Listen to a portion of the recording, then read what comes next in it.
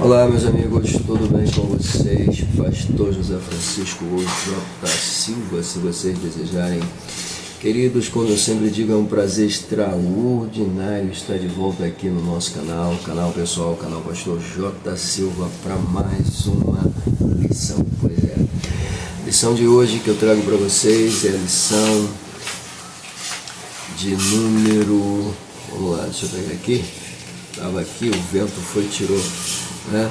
Lição de número 11. O título da lição é A Salvação Não é Obra Humana. Bom, esse é o título da nossa lição, né?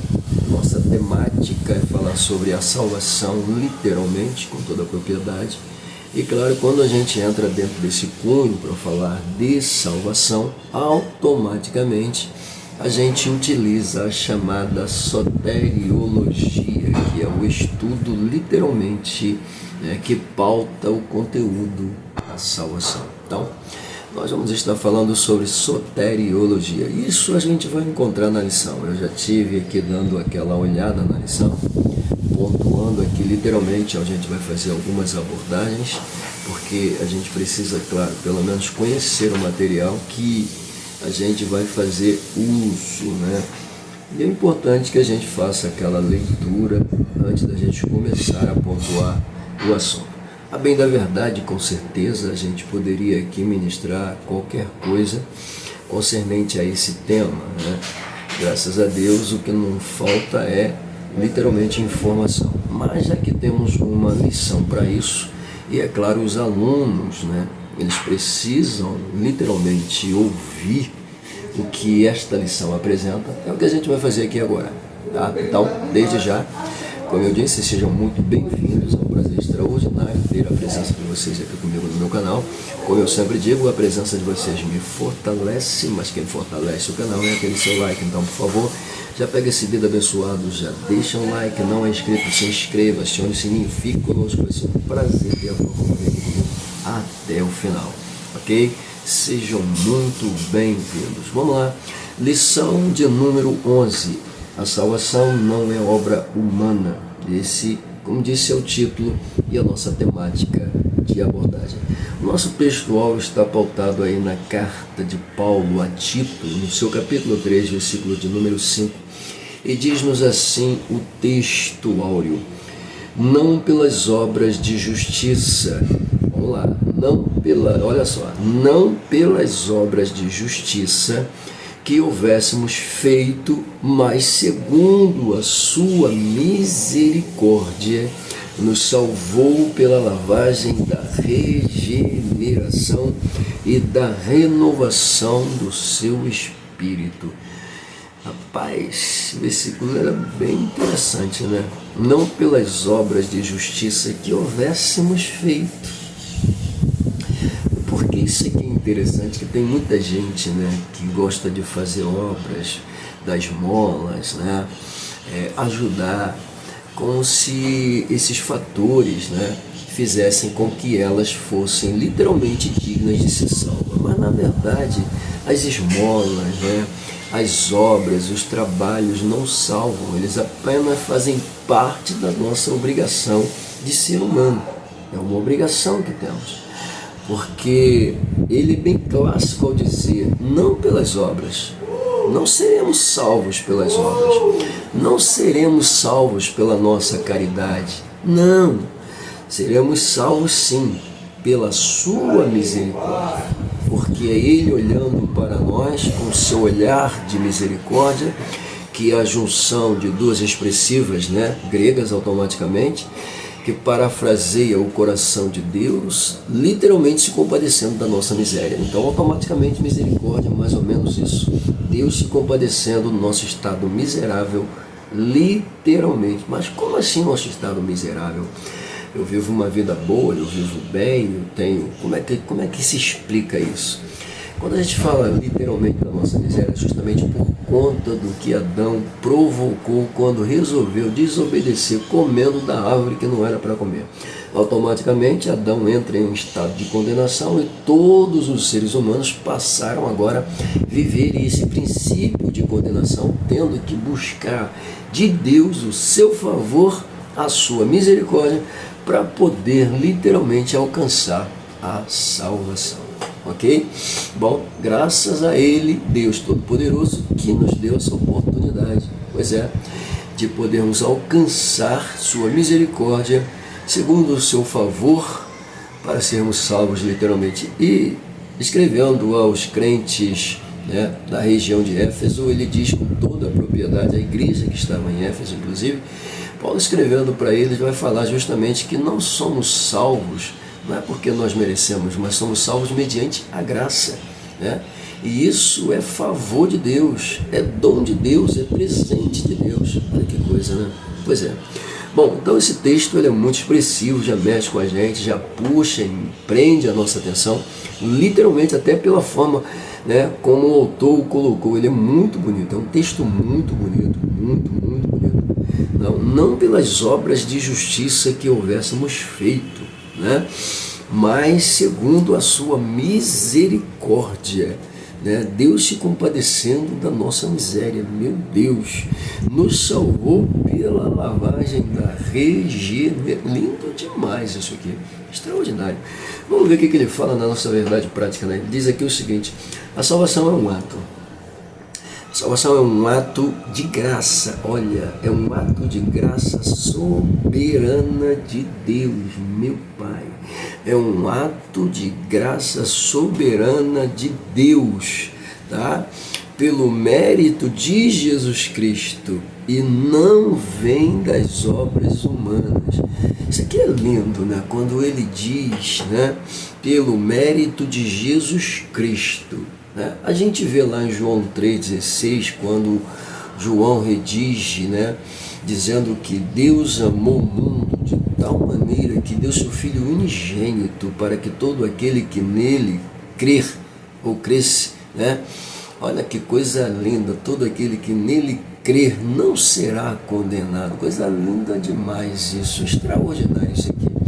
Deus amou o mundo de tal maneira, você consegue calcular essa tal maneira, ao ponto de pegar o seu Filho unigênito e vê-lo ser sacrificado? Porque o profeta Isaías, no seu capítulo 53 do livro, declara com toda a propriedade que ele é levado como ovelha muda ao matadouro. E perceba que o profeta vai nos revelar que era do agrado do Pai moê-lo, esmagá-lo pelos nossos pecados, pelas nossas culpas.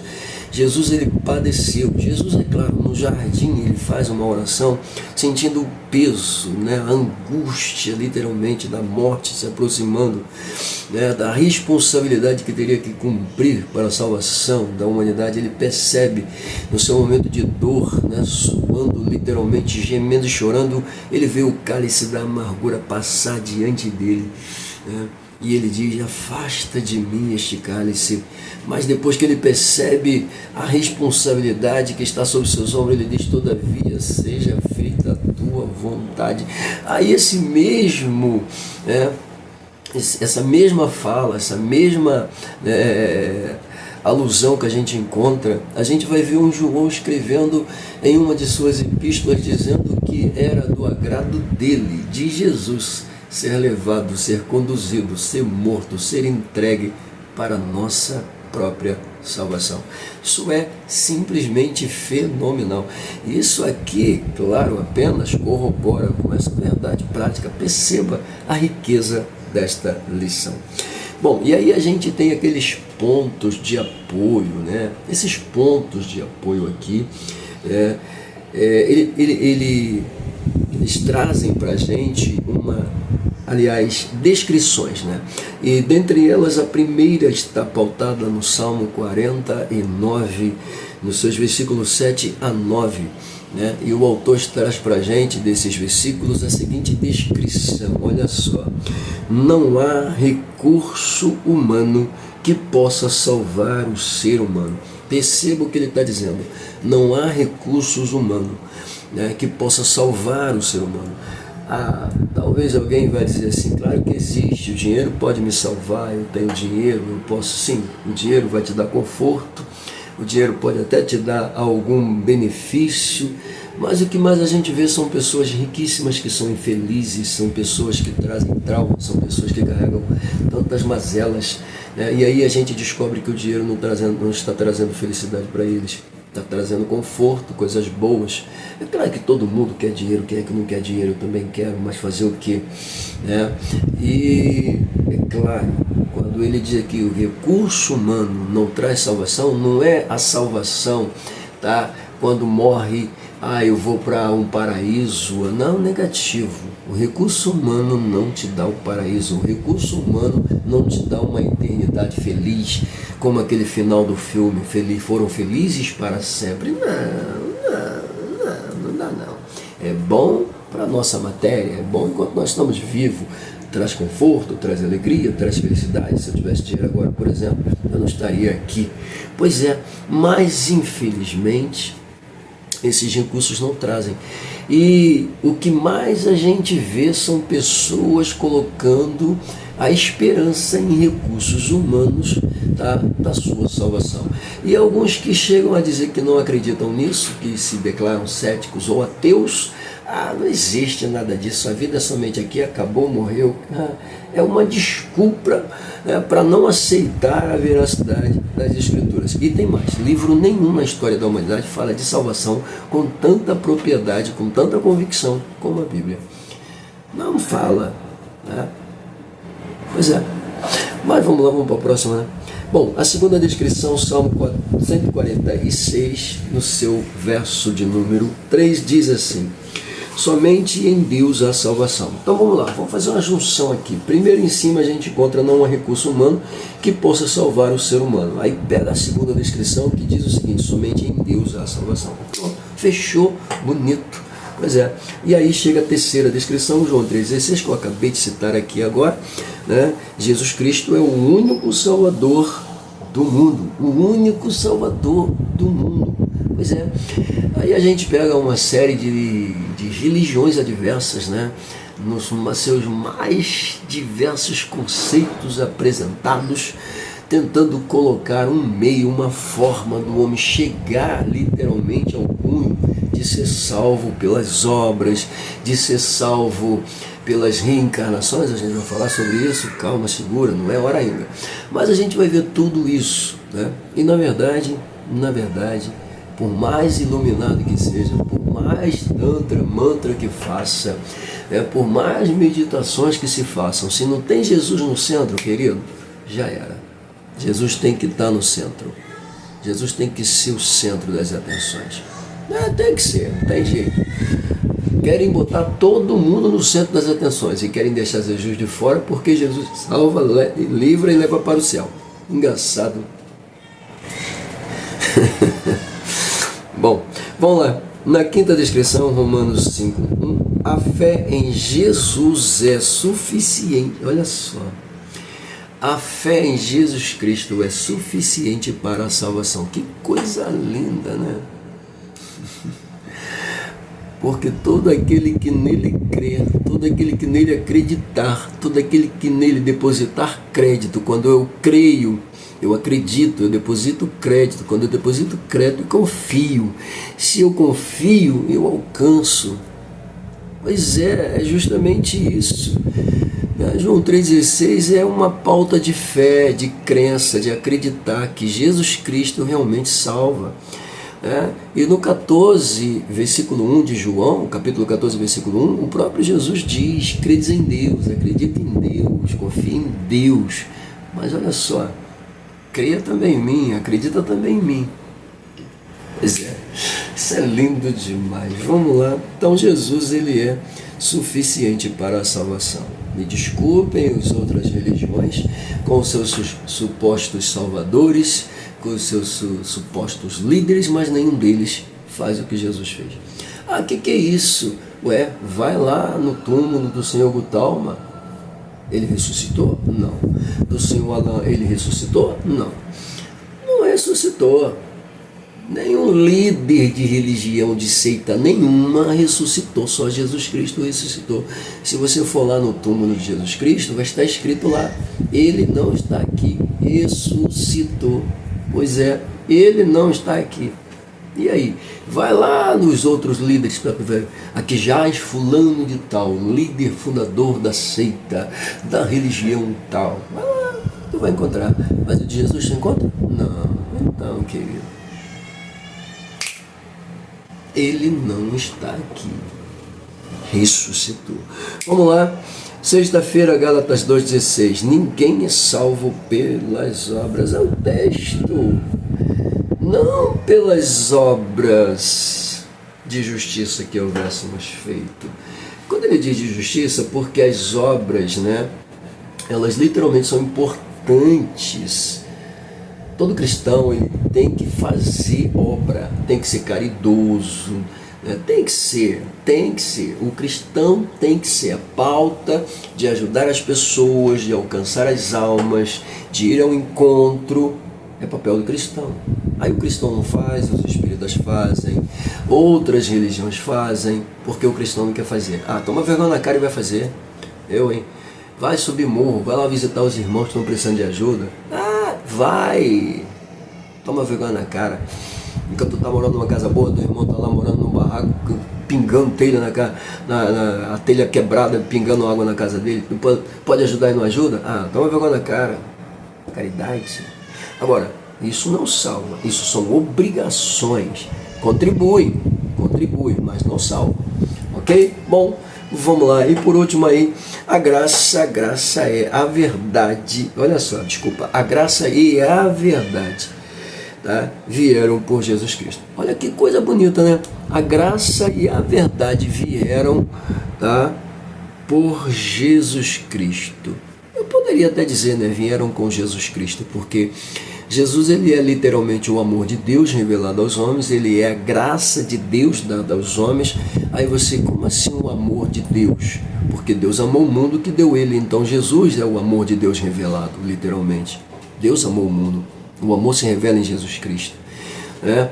E quando diz graça, está dizendo o quê? Ele automaticamente se abdicou de toda a sua glória, de todo o seu poder, humanizou-se literalmente um corpo humano para viver as nossas agruras, nossas dores, né, nossos sofrimentos, nossa realidade de vida, sendo literalmente o favor que eu não merecia, justamente para trazer um favor que eu não merecia, porque graça é isso, graça é favor imerecido. Jesus é o favor que eu não merecia, ele se ofereceu por mim como sacrifício vivo em uma cruz. Aquela cruz era para nós. Pois é, na cultura romana a cruz era destinada aos malfeitores, aos ladrões, aos roubadores, né, aos malfeitores, aos que de alguma forma se levantassem contra o sistema político romano. Pois é, então a cruz era para todos aqueles malfeitores, todos aqueles que não eram bem quistos nem bem vistos no sistema do Império Romano. Pois é, o que Jesus fez? Jesus era apenas um pregador que curava, um pregador que aconselhava, um pregador que trazia uma realidade diferente da realidade que se vivia naquele tempo. Pois é, quando a gente começa a entrar dentro desse cunho da realidade daquele tempo, a gente descobre que o Império Romano ele era totalmente promíscuo, devasso, perdido na devassidão da pecaminosidade. A história revela pra gente, a gente não precisa nem falar muito. A própria história revela pra gente quanto tantos imperadores que praticamente foram os pivôs que destruíram o Império Romano, literalmente. Bom, mas enfim, isso aí é uma outra história. Deixa eu voltar para cá, porque eu estou falando de salvação, né? E assim, é claro, quando a gente pontua Roma, a gente também tem que observar um detalhe importante. No tempo em que Jesus ele se manifesta literalmente no seio da humanidade, o Império Romano havia literalmente pontuado um período de paz, e Jesus vem justamente nesse momento em que não há guerra, não há conflitos, o Império está conseguindo manter essa tranquilidade. E aí é o momento que Jesus vem para ser literalmente, né, aquele que iria mudar o curso da história da humanidade, literalmente. E ele muda, não tem jeito, Jesus muda, né? Mas Jesus foi profetizado desde o livro de Gênesis, no seu capítulo de número 3, versículo 15, nós temos ali a profecia clássica, né, do próprio Deus. Eu costumo chamar de profecia, promessa profética. Pois é, por que promessa profética? É o próprio Deus literalmente pontuando a vinda de Jesus Cristo. Pois é, extraordinário. Bom, e aí a gente fecha esses pontos com essas descrições todas, e nós temos aquela leitura bíblica em classe pontuada em Efésios capítulo de número 2, versículos de 1 a 10. O capítulo 2, né, da carta de Paulo aos Efésios é um capítulo bonito de se ler. É justamente nesse capítulo que a gente encontra principalmente a declaração de que somos membros da grande família de Deus. E o que é mais interessante também a gente observar é que nesse capítulo nós, o gentio, estávamos afastados do pacto, literalmente. Mas mediante o sacrifício de Jesus Cristo, a entrega de Jesus Cristo, nós fomos trazidos, alcançados pela graça, fomos enxertados na videira com toda a propriedade. E esse capítulo ele narra literalmente esse momento clássico importante para a igreja, o momento em que Cristo ele alcança o povo gentil. E perceba, quando a gente lê o Evangelho segundo João, no seu capítulo 10, no versículo de número 9, nós encontramos Jesus dizendo que é a porta, quem entra por ele passa e acha alimento. A gente encontra no versículo 16 o mesmo Jesus dizendo que convinha que ele fosse a juntar outras ovelhas que não era daquele aprisco. Olha que coisa bonita. Que outras ovelhas eram essas e que aprisco era aquele? Pois é, ele está falando sobre Israel, está falando das outras ovelhas que deveriam ser alcançadas, e essas ovelhas que não eram desse aprisco, que precisavam ser alcançadas, eram os povos gentios, dos quais nós somos literalmente enquadrados com toda a propriedade. Então, o que a gente percebe? Que o Evangelho de Jesus Cristo, ele não veio apenas para o povo judeu, ele veio para o mundo, porque senão Jesus não diria para o seu colegiado apostólico: ide por todo mundo, pregai o meu evangelho a toda criatura. Quem crer e for batizado será salvo, mas quem não crer já está condenado. Evangelho de São Marcos, no seu capítulo 15, versículo 16, você encontra esta pauta. Ainda voltando um pouco ao Evangelho de São Mateus, no seu capítulo 28, versículos 19 20 a 21, você encontra essa mesma declaração, de uma forma mais enfática, quando ele diz para o seu colegiado ir e pregar o Evangelho, ensinando e batizando em nome do Pai, do Filho e do Espírito Santo. Coisa linda demais. Bom, a leitura pontua isso pra gente, e eu já fiz aqui uma pequena análise sobre ela, então a gente não precisa ler ela, mas isso aqui fica por conta dos professores quando forem lecionar os seus alunos, tá? Mas você também pode ler sem problema nenhum, acompanhe, é muito bom. Bom, aí a gente chega dentro daquele plano de aula que eu sempre falo para os professores. Esse plano de aula aqui, ele vem literalmente já todo mastigado, Se porventura você, durante aquela semana, foi uma semana de correria, você não teve tempo de pegar a lição, e você tem que preparar ela para chegar na hora e aplicar para os alunos, De repente falta um pouco de habilidade nessa rapidez do momento. O que você faz? Você pega o plano de aula do autor, dá uma estudada nele e você vai perceber que automaticamente ele vai te facilitar, literalmente, vai pontuar para você o conteúdo da lição de forma bem clássica. Até porque nós encontramos literalmente na apresentação da lição, quando ele coloca aqui no seu plano, ele traz para a gente aqueles objetivos que antes, quando não tinha um plano, automaticamente a gente já se deparava com os objetivos da lição. Esses objetivos continuam no plano, E nessa lição, por exemplo, nós temos aí o primeiro objetivo da lição, é ensinar a respeito da doutrina, ensinamento da doutrina da salvação, sob a graça de Deus. Olha que coisa interessante que a gente já encontra nessa descrição: a palavra doutrina, a palavra salvação e a palavra graça. 3 pontos fundamentais que vai fazer com que a cabeça do professor precise literalmente traçar informações. Como Como assim?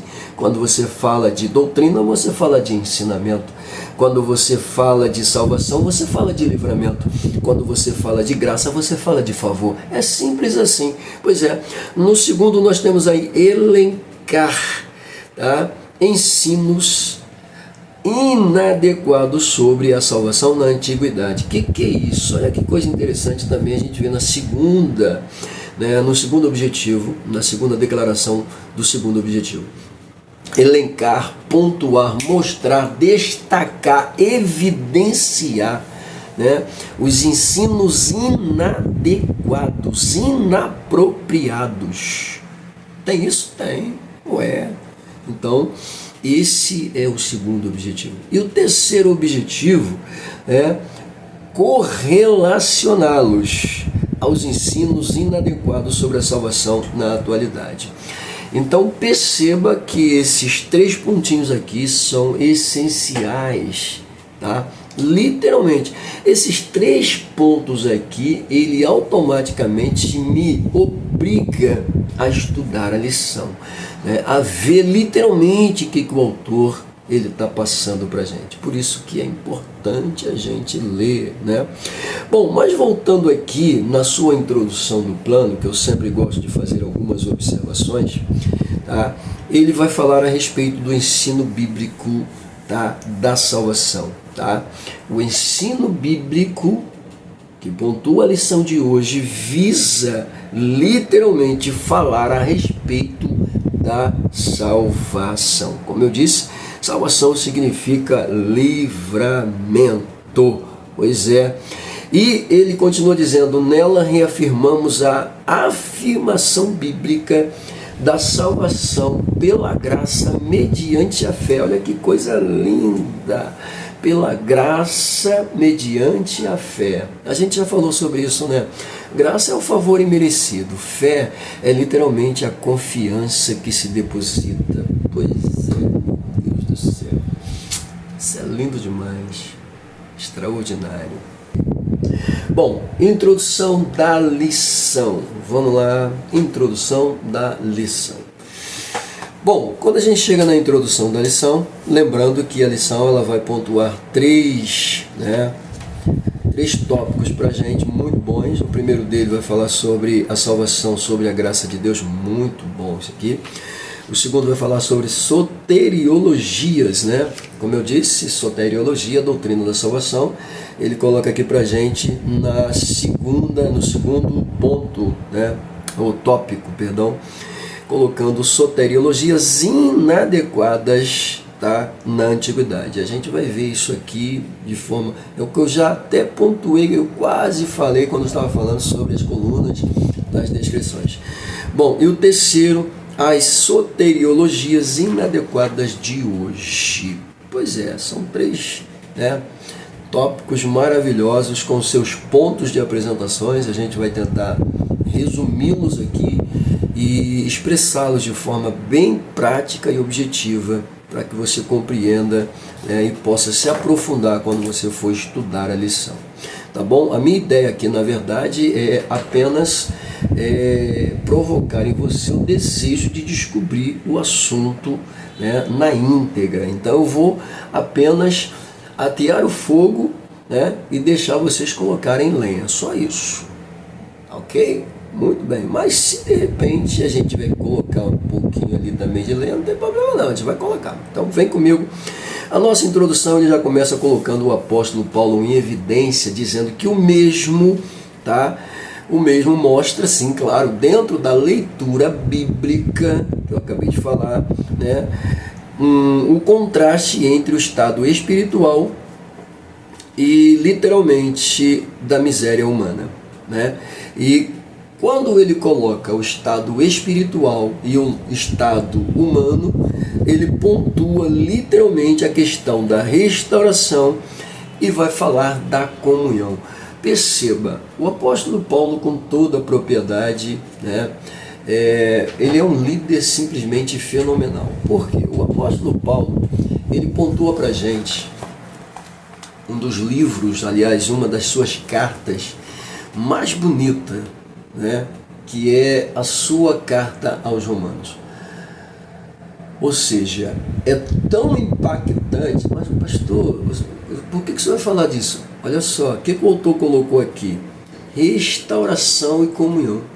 Esses são os assuntos principais, primordiais, que se encontram literalmente na carta de Paulo aos Romanos. O tema principal dessa carta, literalmente, é restauração. Por isso que alguns chegam a nominar, literalmente, a carta de Paulo como o Evangelho segundo Paulo, porque é lindo demais. Pontua Jesus Cristo, mas pontua Jesus Cristo como restaurador, como aquele que retribui o que foi perdido ao ser humano, que é a comunhão. Lindo demais isso aqui. Por que Paulo escreve isso? Porque os crentes de Roma precisavam ter uma noção exata de quem era Jesus na íntegra. Porque Paulo conhecia melhor do que ninguém a natureza do Império Romano. Paulo conhecia, sabia o quanto o comportamento dos romanos era promíscuo, devasso.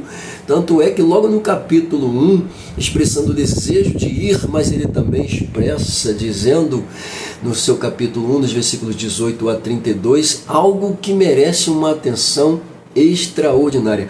Algo que aqueles que, com suas tendências e seus comportamentos, o respeito aqui, o desejo de cada um, respeito aqui a tendência de cada um, respeito aqui o comportamento de cada um, respeito, você escolheu, a vida é sua, você faz com ela o que você quiser, afinal de contas, a regra não é meu corpo, minhas regras. Então, querido, quem sou eu para dizer que você está errado? São pessoas ótimas, são pessoas educadas também, algumas, Porque tem uma penca aí que não é não. Leva a mão não, quer empurrar na base da força, Entendeu? Então, querido, ele vai pontuar. E esses que não gostam querem arrancar dali. Eu gosto quando eu vejo que a pessoa sabe que está fazendo, assume. Gente, quando a gente quer pecar, ninguém segura. Quando a gente quer fazer, a gente faz. E pronto, acabou. É assim que o ser humano age, infelizmente, Vamos fazer o quê? Bom, então, deixa eu sair daqui, porque senão a gente vai ficar em Romanos e vai esquecer da pauta aqui. Mas essa é a ideia clássica, Porque eu lembrei disso aqui justamente por causa da introdução. Tá bom? Então perceba a restauração e a comunhão com Deus. Bom, além disso, o autor continua dizendo dentro dessa sua introdução, ele deixa claro a responsabilidade de qualquer pessoa, angariar a salvação por meio de seu próprio esforço. Bom, isso aqui é o que a gente comumente vê, todos os caminhos levam a Deus. Não necessariamente eu não preciso de Jesus Cristo, a minha religião me garante a salvação. Não, a tua religião não te garante nada. Nem o cristianismo te garante nada. Quem te garante é Jesus Cristo, querido. Se não for Jesus Cristo, não adianta. Não é Buda, não é Gautama, não é nada. É Jesus Cristo, não é Allan Kardec, é Jesus Cristo. Se não for Cristo, não tem jeito. Não tem jeito, não. Pode ser, pode. Meu irmão, eu vou ao céu, vai sim. Vai sim, vai. Eu acho que nem para o céu de lá tu vai, querido. Então, vamos lá. Mas vamos ver. Isso é muito importante a gente observar isso aqui. Então, eu pelos meus próprios métodos, meios, eu alcanço. Não alcança não.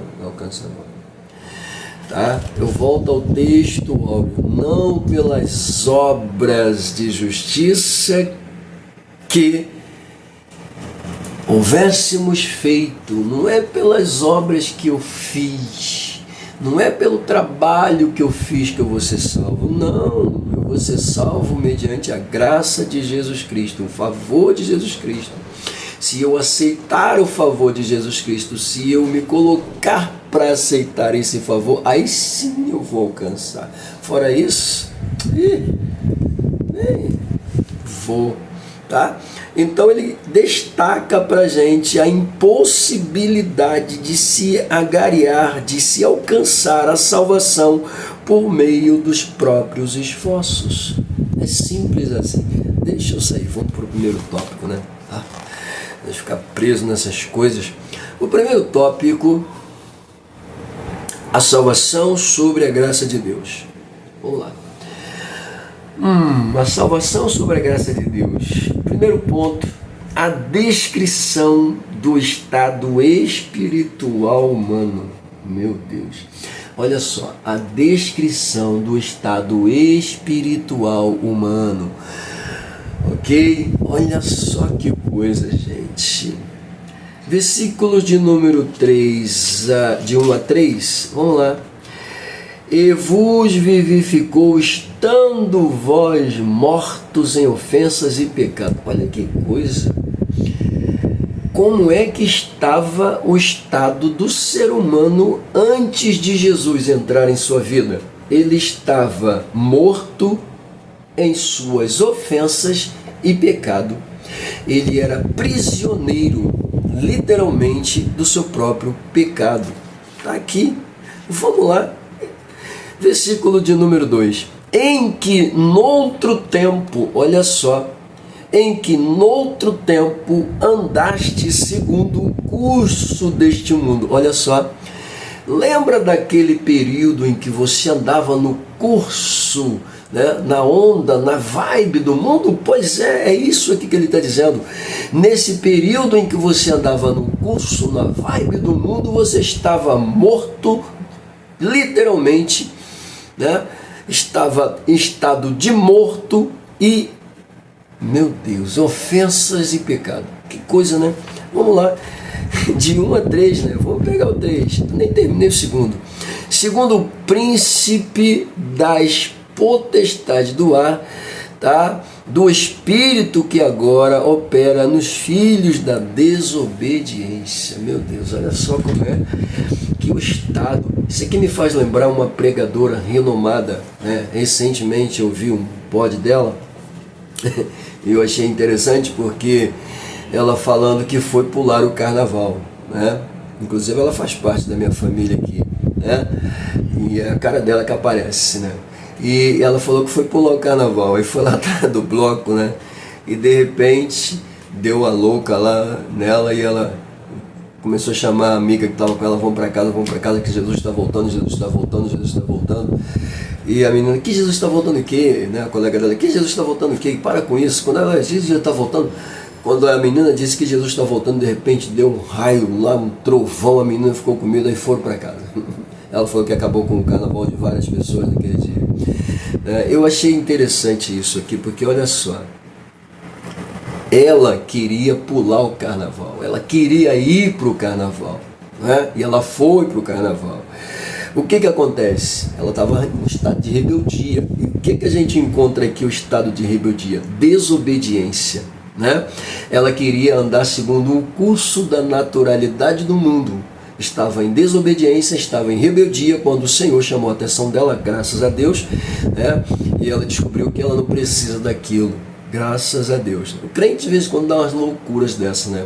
A ciência diz que o ser humano possui 5 minutos de loucura diária, né? Pois é, um dia, de repente, dá um lapso de loucura em você. Eu acho que foi esse momento que deu nela. De vez em quando a gente tem esses lapsos, dá vontade de fazer um monte de loucura, né?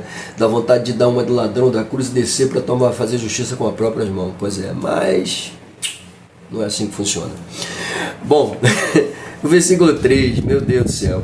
Entre os quais todos nós também antes andávamos nos desejos da nossa carne, fazendo a vontade da carne e dos pensamentos, e éramos por natureza filhos da ira, como os outros também. Tá? Aqui, primeiro tópico, ponto de número 1, a descrição do estado espiritual humano. Como é que estava o estado espiritual que a gente acabou de ver aqui nos versículos? Morto em ofensa e pecado. Como é que estava o estado?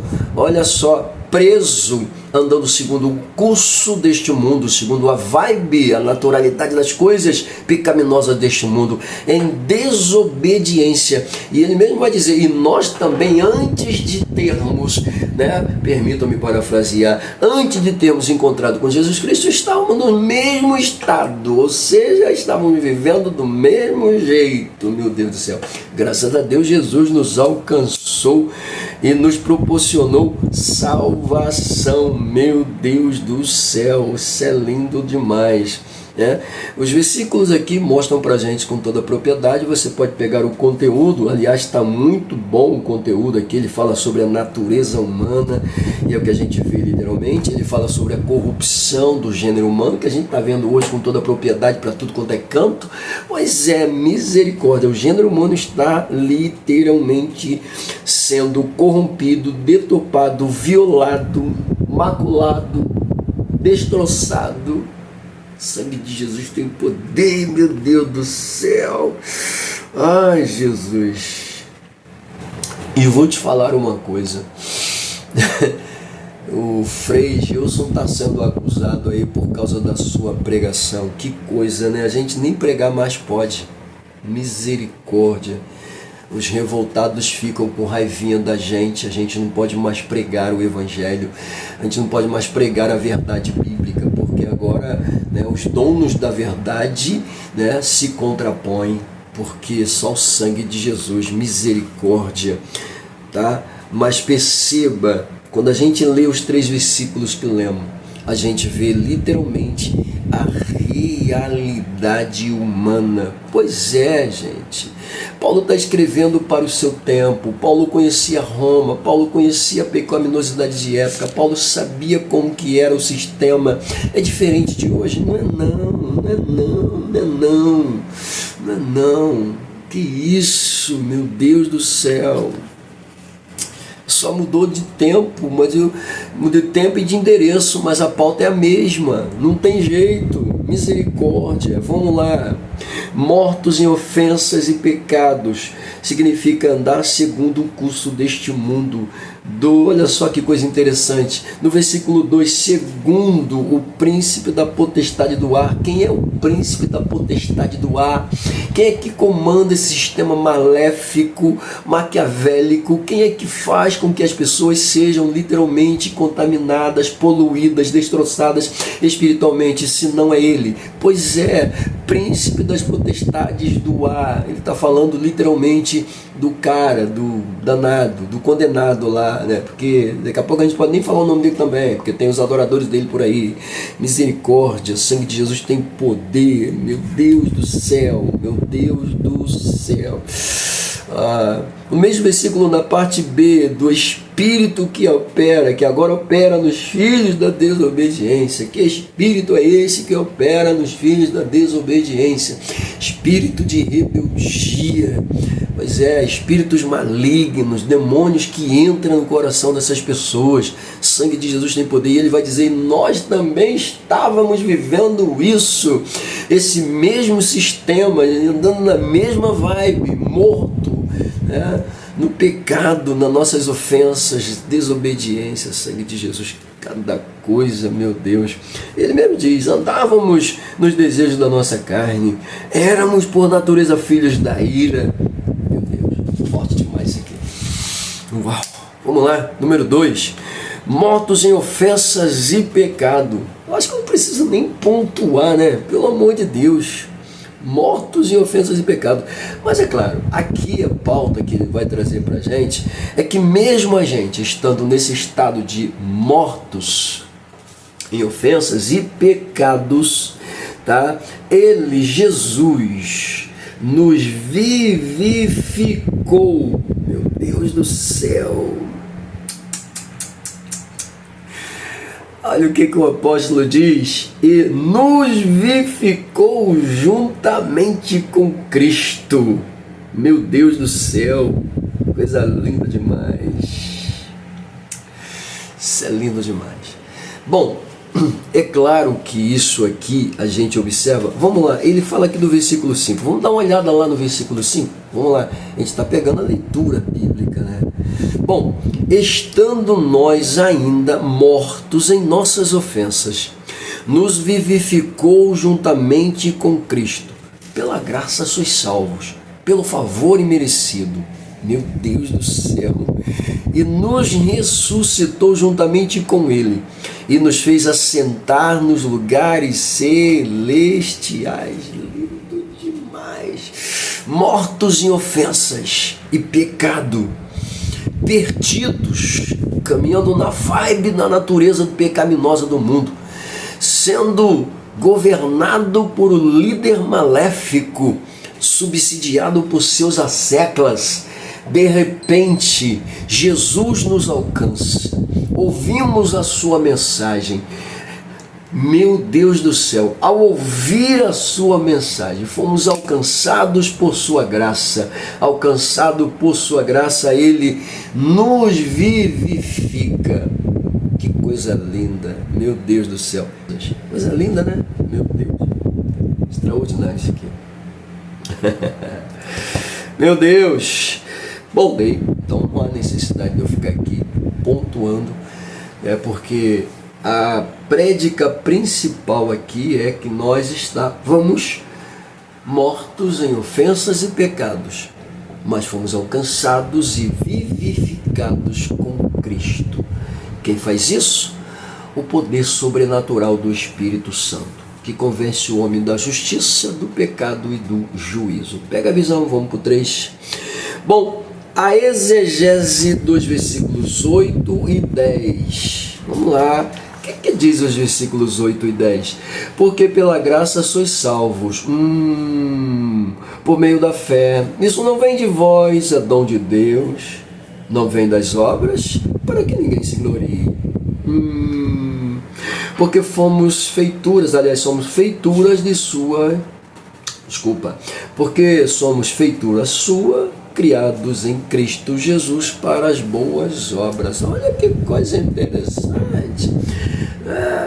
As obras não salvam, mas elas fazem parte literalmente da vida do cristão com toda a propriedade. Quando o autor diz aqui a exegese do versículo, o que nós compreendemos? É sacar, extrair a verdade, pronta, fiel, literalmente, do texto. Claro, a exegese tem esse papel, ela saca, ela extrai, mostra, e quem faz a interpretação é a dona hermenêutica, e ela se encarrega de interpretar literalmente para a gente de forma plausível. Vamos lá. Muita gente, claro, tenta explicar isso aqui de várias formas. Aquela igreja, por exemplo, que não aceita Jesus, mas quer fazer obra, quer fazer isso, quer fazer aquilo, caridade, as obras não salvam. Elas são importantes, mas elas não salvam. Não salvam. Elas dignificam, elas representam literalmente, mas elas não salvam. As obras não salvam. Está escrito, vamos lá, eu tenho que ir para o versículo de novo. Vamos lá. Porque pela graça sois salvos. Quem? Salvo por meio de quê? Da graça. Por meio da fé. Isso não vem de vós, é dom de Deus. Olha só, versículo 9. Não vem das obras. Pronto. Pastor, então não preciso fazer obra? Claro que precisa.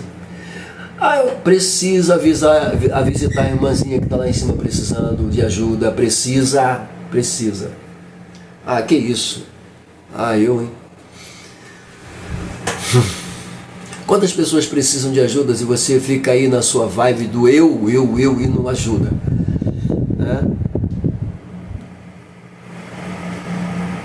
É difícil, né? Não, por quê? Por que o quê? Que evangelho é esse? Meu Deus do céu, me ajuda, Jesus. Eu fiquei 3 anos pastoreando uma congregação do nosso ministério. E a gente acabou entrando dentro daquele período da chamada pandemia. Ninguém sai de casa, todo mundo em casa. Mas eu era pastor da igreja. Com pandemia ou sem pandemia, com máscara ou sem máscara, com vacina ou sem vacina, eu tinha que fazer alguma coisa. Porque naquele período nós ajudávamos 2 famílias, literalmente. Graças a Deus o pastor que assumiu continua fazendo o mesmo trabalho, ajudando essas mesmas famílias.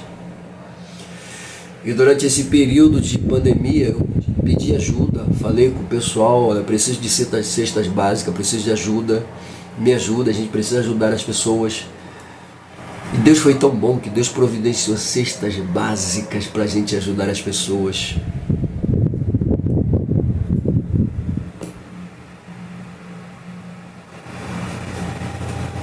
Pois é. É importante essas coisas. Sabe, você se sente bem fazendo isso. Você está fazendo como se, sabe, sei lá, é uma representação de Cristo literalmente. Você fazendo caridade é bom. Dignifica. Ajuda a salvação, ajuda, mas não salva. Infelizmente não salva. Porque existem pessoas boas fazendo caridades 1000 por aí, esperando que aquilo ali, no momento, né, do opi, vai servir como garantia, serviria se Jesus estivesse na tua vida. Se você faz e Jesus não está na tua vida, não vai adiantar nada, querido. Infelizmente eu tenho que te dizer. Mas você tem que fazer, não tem jeito. Tem que fazer. Vamos lá. Bom, eu já falei, né? Graça significa favor imerecido. Misericórdia, literalmente, Deus se compadecendo da nossa miséria. Né? E literalmente a nossa salvação não vem das obras, vem de Cristo, vem do favor de Deus, da misericórdia de Deus, que a gente alcança literalmente. Mas para eu acreditar nisso, eu preciso depositar fé, claro. A fé vem pelo ouvir a palavra de Deus, ou pela palavra de Deus, sei lá. A fé vem pelo ouvir a palavra de Deus.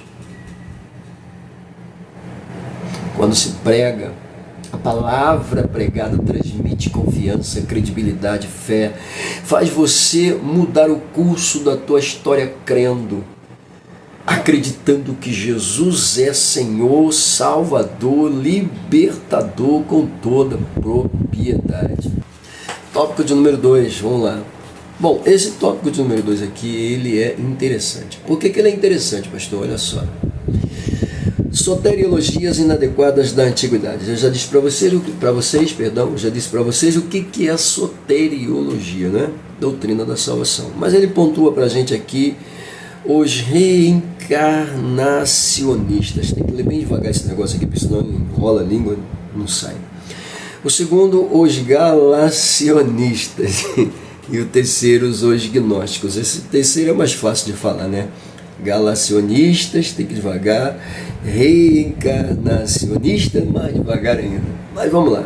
Nesse primeiro ponto aqui, desses caras que acreditam na reencarnação, ele pontua para a gente uma série de seitas e religiões que aderiram ao conceito de reencarnações.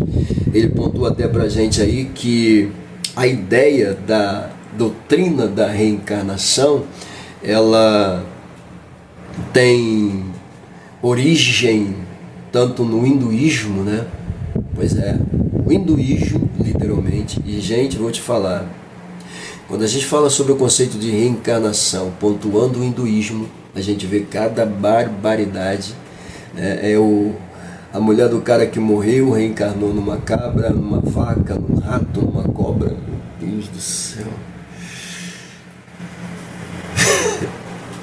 Pois é. Olha só o ponto da doutrina da reencarnação segundo a ótica hinduísta. Meu Deus do céu, me perdoa, mas é meio doentio isso, né? Bom, mas fazer o que eles acreditam, né? Que é a esposa, a cabra é a esposa. O sangue de Jesus tem poder. Meu Deus do céu. Vamos lá. Bom, ela também está presente no budismo, diz o autor. Sim.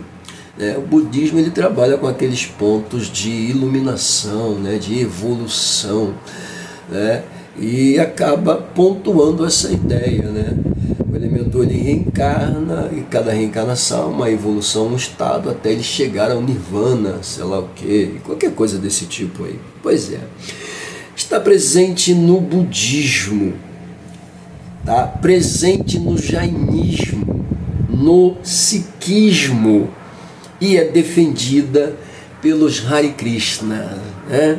Os Hare Krishna. Oh, que coisa boa, né? Vibe boa. E, claro, defendida também pelos kardecistas. Pois é. Bom, aqui nós temos algumas que pontuam literalmente, né, a crença pontuada, fortalecida, tá, na reencarnação. Os adeptos da doutrina da reencarnação, eles têm em comum literalmente a busca da perfeição por meio de progresso evolutivo. Isso está muito forte dentro da doutrina kardecista também. Esse processo de evolução, a pessoa morre, reencarna, né, literalmente é um processo de evolução. Por que ela reencarna? Ela reencarna justamente para melhorar aquele estado antes ruim dela. Então ela reencarna para ser uma pessoa melhor. E vai acontecendo. Pois é, gente. É uma doutrina assim, esperançosa, boa, porque o cara, eu vou morrer e vou reencarnar de novo. Mas, meu irmão, não reencarna. Está escrito na Bíblia.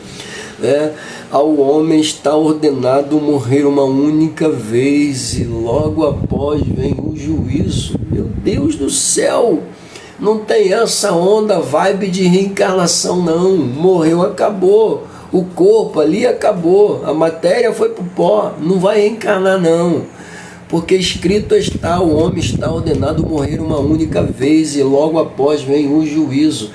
Pastor, mas não vai reencarnar não? Bom, aí eu vou precisar entrar aqui dentro do conceito escatológico para explicar que todos irão comparecer perante o trono branco para ser julgado. Pois é, pode-se dizer que esse é um momento em que eles reencarnam, mas não tem reencarnação aqui para alcançar o nirvana, a iluminação, a perfeição, não. Tem não. Vão ali justamente para o trono branco para ser o quê? Para ser julgados segundo as suas obras. Né? Abre-se os livros da natureza, da consciência, meu Deus do céu, e cada um vai ser julgado segundo a sua consciência, segundo a sua natureza, segundo as suas obras, segundo os seus atos, segundo o que praticou, o que deixou de praticar, o que fez, o que deixou de fazer, né? E o que é mais triste é ouvir: apartai-vos de mim. Meu Deus do céu. Bom, meu Deus, Jesus, meu Deus do céu. Então não tem progresso evolutivo. Falou? Meu Deus do céu. Ao homem está ordenado morrer uma única vez. Onde está escrito isso, pastor? Está na Bíblia. Hebreus capítulo 9, versículo de número, olha só, 27. Está escrito aí. Dá uma lida. Eu não preciso nem ler os outros. Esse versículo é muito clássico para pôr fim a essa ideia de reencarnacionismo. Pronto, acabou, vamos para o 2. Os galacionistas. Bom, aqui é importante a gente observar que o apóstolo, quando ele escreve para os crentes da Galácia, né, haviam dentro daquela igreja os judeus, né, supostamente conversos, que estavam inserindo literalmente na cabeça dos novos crentes que eles tinham que passar pelo conceito da circuncisão, que tinham que obedecer à lei e que tinham que fazer como eles para serem literalmente salvos. Pois é, e automaticamente, por conta desses legalistas judaizantes, o apóstolo Paulo declara com toda a propriedade ainda, né? Porque ele vai dizer: maravilho-me, admiro-me que tão depressa vocês estão se desviando daquilo que foi pregado para vocês. Agora, observe uma coisa: ainda que desça um anjo do céu e vos pregue outro evangelho, ou um de nós mesmos venha pregar para vocês outra mensagem, além dessa que vocês ouviram do Cristo que salva, cura e liberta, E se alguém vier pregar outra coisa fora disso que vocês aprenderam, não acreditem, isso é maldição. Isso é maldição, não acredita não. Pois é, mas será que não existe os legalistas em tempos atuais? Existem. São judeus? Não.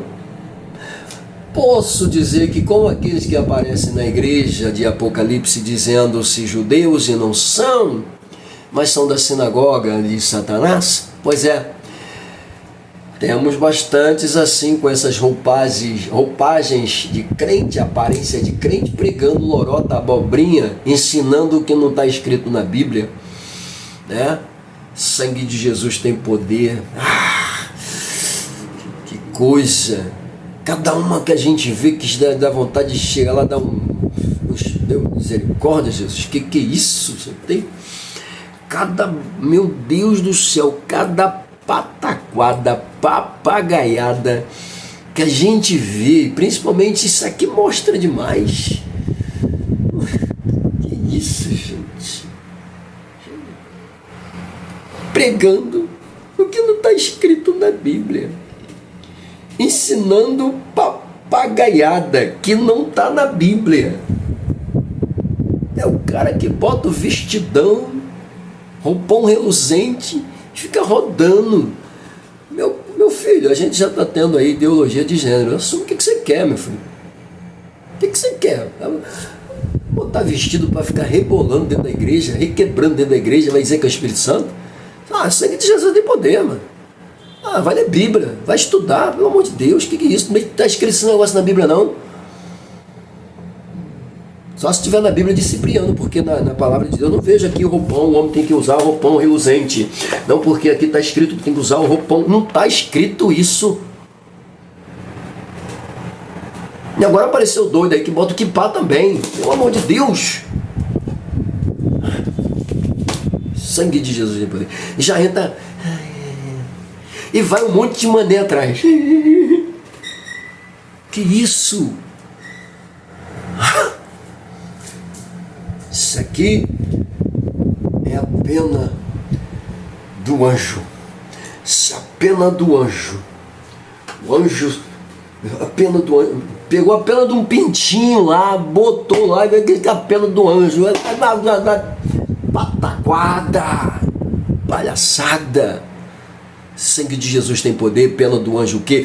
Não, eu só entro com salto alto na igreja, porque o Senhor me deu para eu usar o sapato alto, e cada sapato que eu uso é uma revelação nova. Sangue de Jesus tem poder. Ideologia de gênero tá aí, querido. Se decide o que tu quer.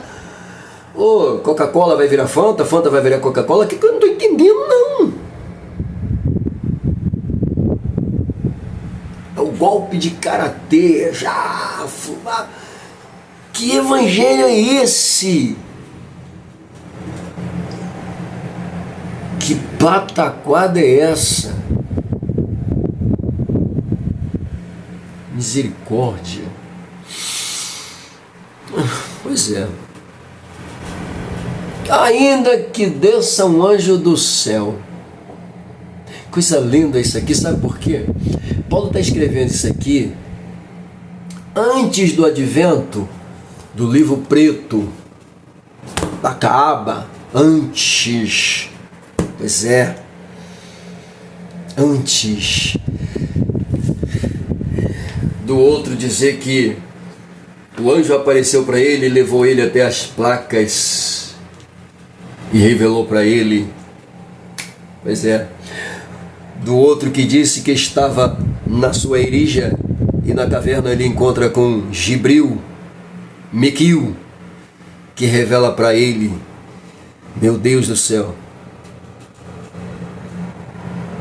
Antes disso, aí Paulo está dizendo ainda que desça um anjo do céu e vos pregue outro evangelho, não creia, não acredite. É anátema, é maldição, não creia. Ainda que um de nós mesmo intente pregar qualquer outra coisa fora do contexto do que já foi pregado, não creia, não acredite. É anátema. Por que que a gente fala, estuda, faz um seminário? Por que que a gente fala para os crentes, vai para o culto de ensinamento? Porque se não vai, se não estuda, engole qualquer comida estragada. É como eu falei da última vez, o cara que disse que com Jesus era assim, porque Jesus ele fazia e acontecia, né? Seu pai, José adotivo, morre com 12 anos, ele herda a carpintaria, está escrito aonde essa pataquada? E o que é mais interessante é que tem crente, ó, que lindo, que história, que historiador, coisa nenhuma, balela. Esses aí são os elementos tentando bagunçar a essência do sagrado. O sangue de Jesus tem poder, não tem jeito? Tem jeito? Fazer o quê? Misericórdia. Cheio por 3. Fico com raiva disso. Número 3. Os gnósticos. Esse grupinho aqui é outro grupinho. Sangue de Jesus tem poder. Esses troços ainda existem, tá, gente? Existem. Esses doidos ainda existem. Misericórdia. Sangue de Jesus tem poder. Bom, olha o que o autor diz aqui. O que eles pregam? Eles pregam o dualismo. Duas leis regendo o universo. O bem e o mal. Aonde que o capeta, o cabeça rachada, que Jesus pisa na cabeça do desgraçado, vai ter o mesmo poder de autoridade que Deus? Aonde? Só na cabeça desses caras. Não tem como, não existe dualismo. Pode existir no conceito humano, mas no de Deus não existe dualismo. O universo não é regido por uma força boa e uma força mal, porque o próprio Deus que criou o bem, ele também criou o mal. Ele vai criar o mal para ser rival com ele? Negativo. Deus está fora dessas pataquada, papagaiada, invencionices, gnoses, os donos da gnose, os donos do conhecimento, o dono da revelação, que sabem o que os cristãos não são. Existem duas leis se degradando no universo. Sai fora. Pataquada, papagaiada. Desde quando o meu Deus Todo-Poderoso, Criador dos céus e da terra, vai dividir espaço com Lúcifer? O danado até que tentou, né? Pegarei o meu trono, colocarei acima das estrelas, serei semelhante ao Altíssimo. Que papagaiada! Despencou, caiu.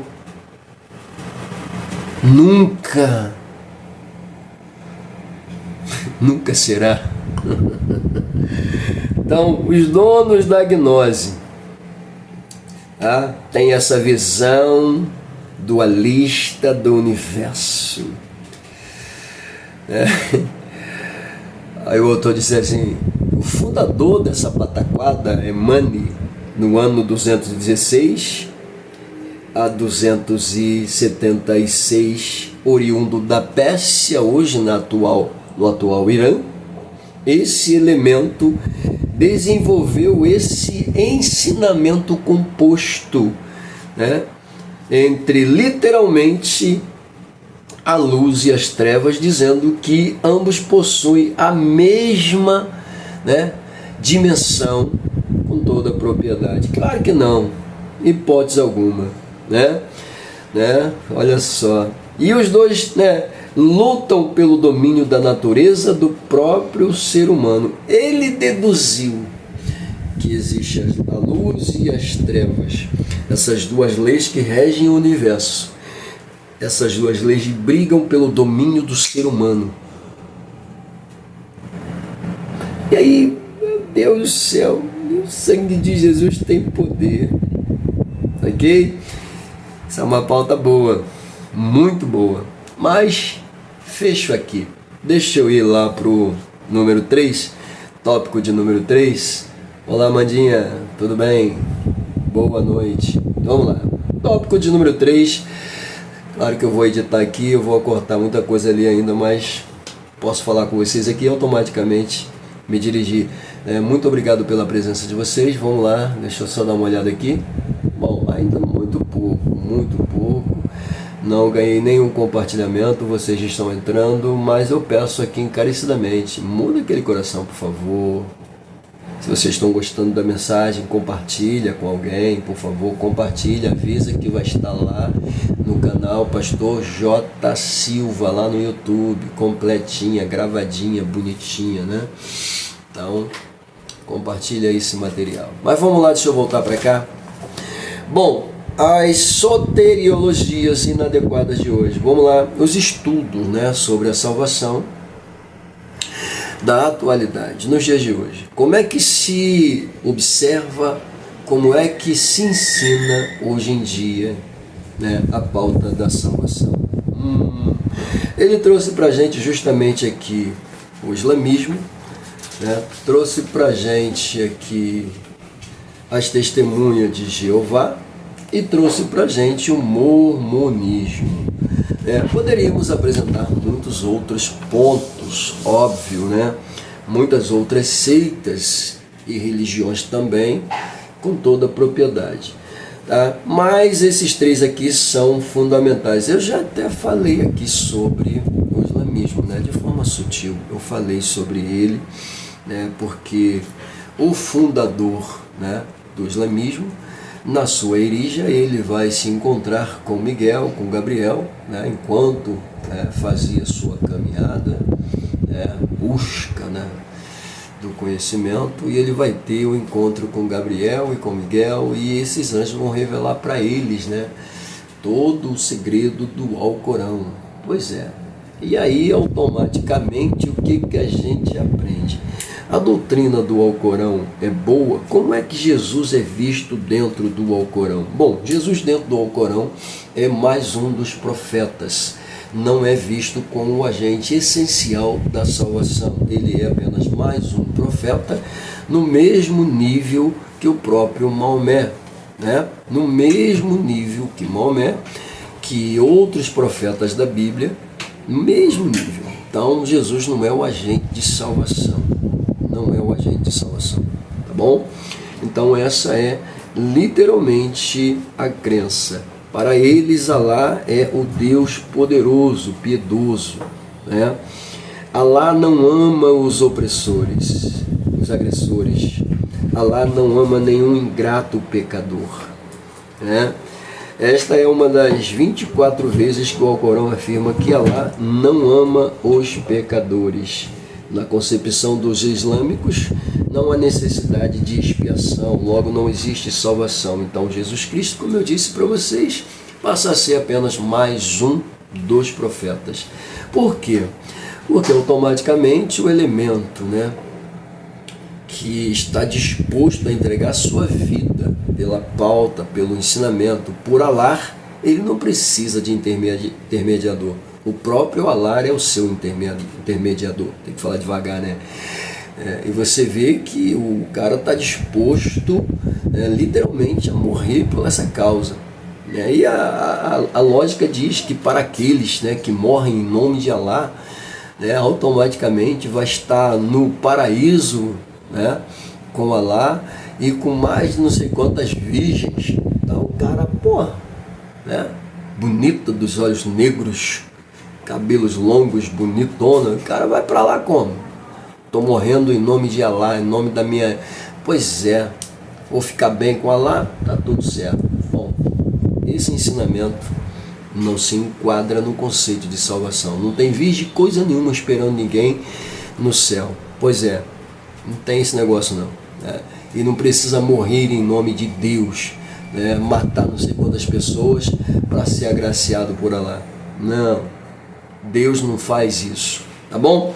Então vamos lá, essa é a doutrina que a gente encontra, e diga-se passagem, é uma das que mais cresce hoje em dia, justamente porque a quantidade de se fazer filhos, né? Pois é, e gente, quando a gente...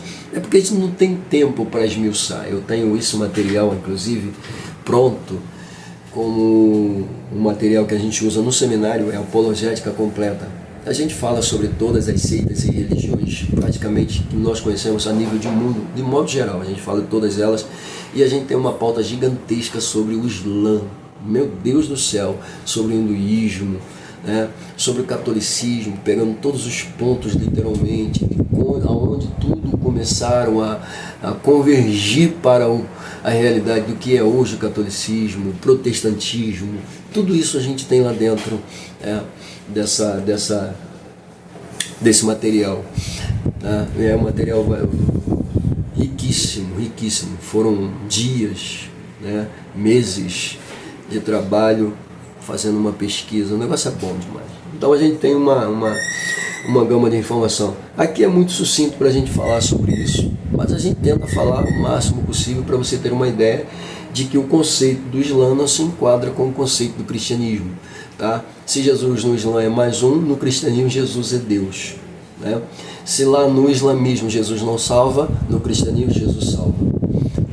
Se lá no islamismo o elemento está disposto a se sacrificar por Alá, no cristianismo é Jesus quem se sacrifica pelo ser humano. Olha que coisa, né? Pois é. Número 2, as testemunhas de Jeová. Bom, as testemunhas de Jeová, desenvolvida pelo senhor Ted Charles Russell, esse conceito de crença desenvolveu-se justamente porque eles desenvolveram um estudo sobre a volta de Cristo, marcaram Cristo não veio. Remarcaram Cristo não veio. E aí, automaticamente, quando Cristo não vem, o que eles fazem? Então, Cristo não vem, e aí acabou se desenvolvendo, surgindo a teoria, a doutrina, o conceito herético das testemunhas de Já Vai Longe. E aí eles se baseiam dizendo que apenas 144 mil serão salvos. E esses 144 mil são de várias tribos da terra e não das tribos israelitas. Quando a gente lê o livro de Apocalipse com toda a propriedade, na Bíblia alterada dos TJs estão os 144 mil de todos os povos da terra. Serão pessoas escolhidas que farão parte desse grupo de 144 mil salvos. Pois é, só que no contexto Bíblia a gente encontra esses 144 mil provenientes, oriundos das 12 tribos de Israel. 12 mil de cada tribo. E esses 12 mil de cada tribo vão formar literalmente 144 mil ungidos do Senhor, que estarão durante o período da grande tribulação como os pregadores da graça do Senhor. Pois é, e eles dizem que serão de todas as tribos da terra. Não são, jamais. São das 12 tribos de Israel. Fechou o pacote. Não acreditam em Jesus Cristo como Deus, como Senhor. Jesus é um Deus inferior a Jeová. Jeová é o Deus supremo. E Jesus, obviamente, é visto como Deus inferior. E não necessariamente eles não precisam se dirigir a Jesus, mas somente a Jeová. Ou seja, a palavra Senhor também não serve para ser usada para Jeová, porque Ele é Jeová. Pronto. Ok? Então você vê aí que essa é mais uma papagaiada, mais uma invenção, não tem lógica. Uma vez eu fui abordado, dentre as várias vezes que eu já fui abordado por testemunho de Jeová, uma das vezes que eu fui abordado foi uma menininha de mais ou menos, ela devia ter uns 11 anos, 12 anos. Ela estava sendo treinada, A menininha me falou, rapaz, a menina veio e me ganhou. Eu fiquei olhando para ela assim, falei, rapaz. E ela falando. Depois ainda me deu um livrinho, eu fiquei olhando para a cara dela assim, ela, muito obrigado pela sua atenção. Eu falei, tá bom. Ela foi embora. Quando ela foi embora, eu falei assim, aí eu acordei, falei, tem alguma coisa errada? Calma aí. A menina veio, falou, e eu não falei nada. Não, tá errado. Aí eu olhei para o grupo, assim, do lado tinha mais uma turma se preparando para sair. Eu falei, eu quero um. Não, eu tenho que lavar minha honra, eu quero um. Manda um para mim, por favor, Senhor. E aí veio justamente o líder do grupo para falar comigo. Eu falei, que coisa boa. Vamos lá. Quando ele chegou todo animado, bom dia. Você me dá um minuto de atenção? Eu falei, vamos embora. O que a pessoa deseja? Ele, o que você sabe? Eu não sei de nada. Só sei se você me falar. Então vamos falar. Aí começou a me falar tudo que a menina que havia me falado e eu, tá bom, deixei ele falar. Quando ele terminou, eu falei, agora eu posso falar? Eu parei para te ouvir, agora você vai me ouvir. Tudo que você me falou, vamos lá, vamos refutar e vamos pegar a sua Bíblia. Eu não quero nem a minha, mas eu quero interpretar a sua. Opa, o cara ficou, E tudo que ele falava, eu falei, vem cá, só uma pergunta que eu quero te fazer. Você me falou aqui dos 144 mil, falou do mundo bom, falou do mundo assim, do mundo assado. Uma pergunta, se morrer agora, o bandido, o ladrão, ou você mesmo morrer agora, tu vai para onde?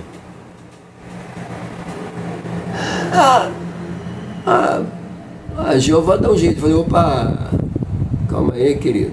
Como é que você me ensina uma coisa se você não sabe se o cara morrer agora, para onde que ele vai? Se você morrer agora, você não sabe para onde você vai. Então tem alguma coisa errada aí no teu ensinamento, na tua doutrina, não tem não? Ele, não, Jeová dá um jeito. Eu falei, está escrito aonde que Jeová dá um jeito, rapaz? Outra coisa, por que você é testemunha de Jeová? Ele, não, porque Jeová... não, eu falei, você viu Jeová fazer alguma coisa? Jeová desceu para você, falou alguma coisa? Não, porque lá Isaías capítulo tal, versículo tal, falando lá Isaías capítulo tal, versículo tal, está falando para Israel. Israel seria testemunha e não vocês. Você estava lá? Agora, se você falasse, sou testemunha de Jesus Cristo, aí sim eu iria acreditar, mas não tem como ser testemunha de Jesus Cristo. Tem sim, porque nós temos registros históricos, está escrito na Bíblia que Jesus veio, morreu, ressuscitou, né? As testemunhas acompanharam literalmente a trajetória, os evangelhos comprovam isso, nós temos fatos que comprovam com toda a propriedade o testemunho de vida de Jesus Cristo entre os seres humanos. E aí você vem me dizer que é testemunha de Jeová se você não viu Jeová descer e fazer nada do que Jesus fez? Sai para lá com a tua pataquada. Eu vou estudar melhor para falar contigo. Eu falei, vai, estuda, entra logo um monte, não vem sozinho não. Ai, irmão, pelo amor de Deus. Bom, deixa eu fechar aqui, né? E o mormonismo? Mormonismo. Vamos lá. Bom, quem é o responsável pelo mormonismo? Joseph Smith. O senhor Joseph Smith, ele teve uma suposta revelação que o anjo Moroni falou com ele. E aí surgiu a Igreja de Jesus Cristo dos Santos dos Últimos Dias, os Mormons. Pois é, um ensinamento que o homem poderia se casar com quantas mulheres ele quisesse. Até tentaram mudar um pouco, né? Mas o cara poderia casar-se com quantas mulheres quisesse. Era um ensinamento totalmente contrário, literalmente, a Jesus Cristo, as pedras sagradas, né? Enfim.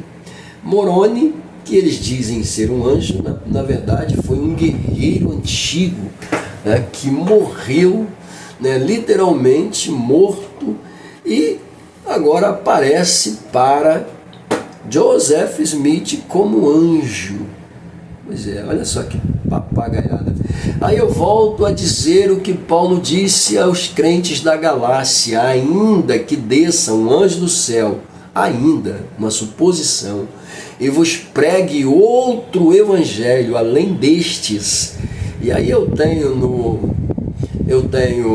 no Islã Miguel e Gabriel revelando as revelações do Alcorão para, Maomé. Eu tenho dentro dos Mormons Joseph Smith recebendo a visita de um anjo. E está escrito na Bíblia: ainda que desça um anjo do céu, vos pregue outro evangelho, seja o que? Anátema. Não creia, é maldição. Não vai nessa onda, não vai nessa vibe, é maldição. Fechando o pacote, a gente termina aqui essa lição, literalmente comprovando com toda a propriedade que Jesus Cristo, com certeza, absoluta certeza, sem sombra de dúvida, ele possui literalmente essa natureza humana, tá? Essa é uma lição boa, eu consinto aqui aos professores e, é claro, pontuando literalmente que Jesus é o Salvador, sem sombra de dúvida. A gente faz a conclusão aqui, eu estou ficando cansado, né? A gente faz a conclusão. Bom, somente por meio de Jesus Cristo existe salvação, tá bom? Fechou. Kardec não salva, Maomé não salva, Smith não salva, só quem salva é Jesus Cristo. Ok? Que Deus os abençoe, a vocês que estarão acompanhando aqui no canal. meus agradecimentos mais uma vez. Peço encarecidamente, não esqueça de deixar o seu like, ele é importante. Como eu disse, você me fortalece, a sua presença e companhia me fortalece, mas quem fortalece o canal é o seu like, então deixa aqui o seu like. Não é inscrito, se inscreva, fique conosco, tá bom? Vai ser um prazer estar na próxima edição com você aqui de novo, tá? Beijo no coração e até a próxima.